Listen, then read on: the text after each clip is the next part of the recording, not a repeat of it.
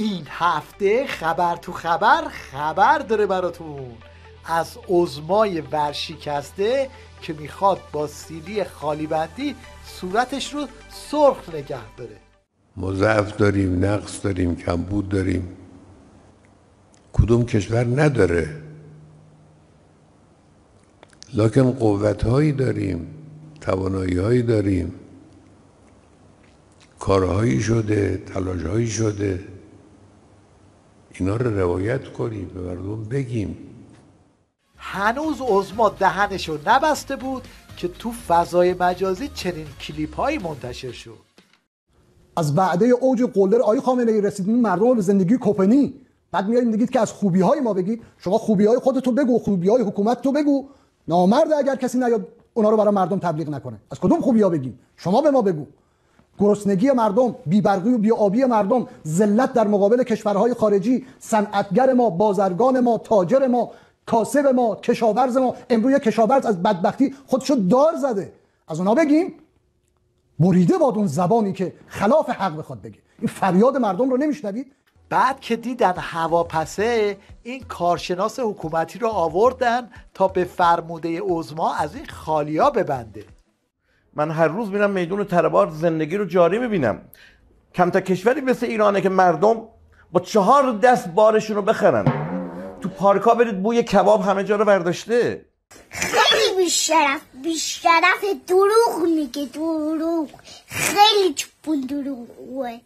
زرشکیانم هر چی فکر کرد تا قوت‌های نظام رو به رخ بکشه به جایی نرسید و اینطوری گفت: الان گیر آبیم، گیر خاکیم، گیر گازیم، گیر بنزینیم، سوختیم، همه جا گیریم، در صورتی که رو گنجم خوابیدیم. این یکی کارشناس حکومتی هم گفت ناترازی برق چیه بابا؟ تو نظام همه ناترازی عقلی دارن. من معتقدم، یعنی اعتقاد کامل دارم که مشکل ما ناترازی برق نیست، ناترازی گاز و بنزین و گازوئیل و آب و اینها نیست. اجازه بدید یکم بیشتر توضیح بدم. میخوام به اصل ماجرا برسیم. وقتی که کارشناس صدا و سیما میگه که رئیس دولت 13 مجتهد برق بود، اینو که دارم میگم همه هست، از خودم در نمیارم، خودم دیدم، شنیدم، نقل قولم نیست. وقتی که در قرن 21 ما برای رفع ناترازی برق نسخه استفاده از شمع و باد بزن و آفتابه میپیچیم، ما اینا رو که کنار هم میذاریم به این نتیجه میرسیم که اصلا مسئله ما علم نیست، ما مشکل عقل داریم، مسئله ما تقابل با عقلانیته. زرشکیان هم که دید هواپسه، تقصیر رو انداخت گردن قبلیا و گفت قطره آخر به من رسید و لبریز شد. میدونید برای اینکه یه چیزی لبریز بشه تا قطره آخر جا میگیره، ولی دیگه وقتی پر شد دیگه همون یه قطره هم لبریز میکنه. ما زمانی رسیدیم که همه اینا پر شده، آب و گاز و برق و بنزین و سوخت و جنگ و گرما و کمبود بارندگی و خلاصه ما همه اینا داریم دست و پنجه نرم میکنیم. حالا که تا اینجا اومدیم به 2 نمونه از محصولات تولیدی در زمان بیبرقی یه نگاهی بندازیم. ای مسئولین به چه حرف دانین، کلر ما سخت، یخچال ما سخت. این هم ماشین لباسشویی دانش بنیان.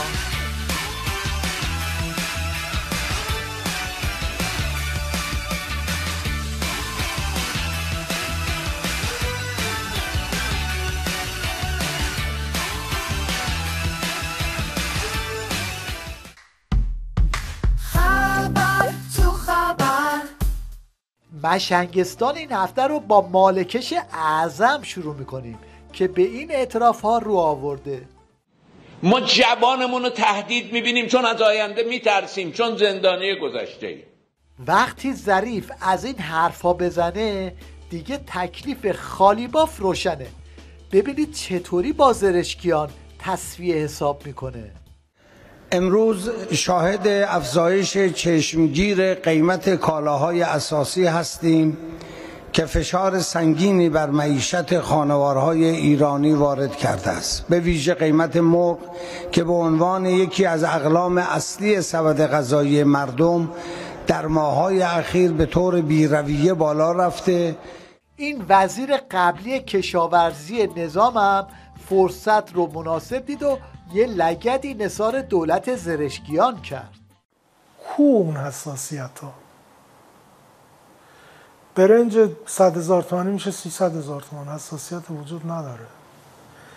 حبوبات نمیدونم 70,000 تومانی میشه 200,000 تومان. یه شبه مرغ قیمتش 30% میره بالا. این مشکل دولته که حساسیتش از دست داده راجع به افزایش قیمت‌ها. این هم یک گزارش سردستی درباره وضعیت اقتصادی و اجتماعی نظام از زبون یکی از کارشناسای خودشون. 91% مردم ایران که این مردم ایرانی که میگم یعنی بیش از 60 و چند درصدشون کارشناسی به بالا مدرکشون داره، این آدمای ساده اینا بودن، 18 درصدشون فقط دکتر بودن. خب اینها اعلام کردن که در این سال 1404 91% قدرت خرید کاهش پیدا خواهد کرد. گفتن فرار سرمایه از ایران بیشتر خواهد شد. این یعنی فاجعه، یعنی فروپاشی نظام اجتماعی. و تو چنین وضعیتی حرفی برای زرشکیان باقی نمیمونه جز اینکه اینطوری واکنش نشون بده. این مدارس نخبه و اینایی که درست کردن در حقیقت آدمای تکبعدی مغرور به اصطلاح گنوندان çıkıp گنون بنم بیرده. حالا نمیدونم چجوری بگم به اصطلاح چی رو. البته الان کار نظام از این حرفا گذشته. الان پاسدارا مدام دارن میخورن. F-35 عمود پرواز هم هست، بعد میتونه بیسته. این قابلیتش بیچاره کرده. خب بره نمیتونه.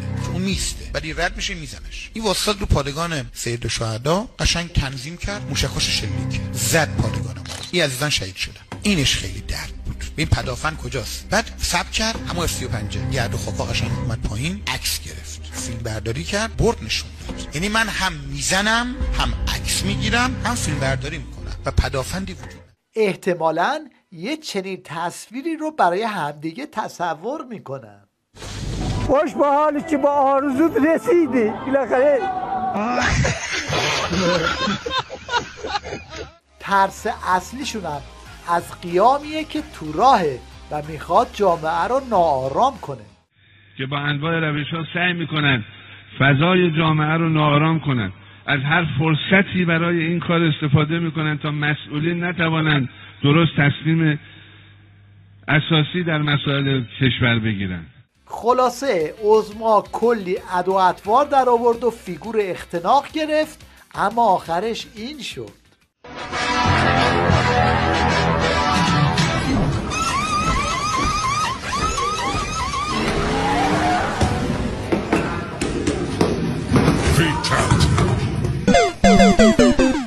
مشنگستان این هفته رو با چند تا جمله از امام مشنگا به پایان میبریم که جای هیچ حرفی باقی نمیمونه.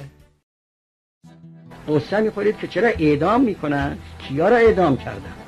برای کی قصه میخورید؟ ای اساتید دانشگاه، یعنی بعضیشون، برای کی قصه میخورید؟ اعدام هایی که در اسلام هست اعدام های رحمت است. یه طبیبی است که چاقو را برداشته و این جامعه را از شر یک موجودی که اگر باشد فاسد میکند جامعه را، از شر این نجات میداد جامعه را.